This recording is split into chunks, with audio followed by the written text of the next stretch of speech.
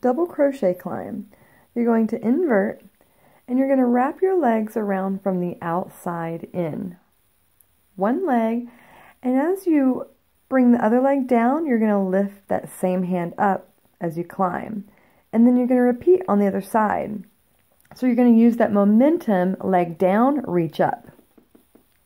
There is a lift in the pelvic floor that happens here, reach.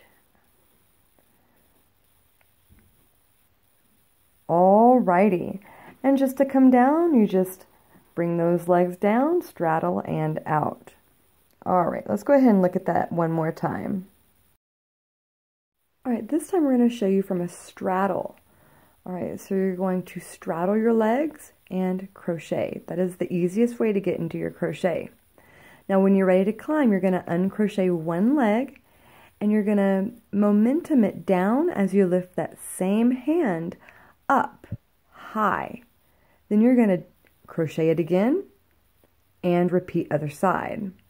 Now there is a lift that happens in your pelvic floor. Watch here, lift there. Very good. When you're ready to come out, you just come on out, and that is your double crochet climb.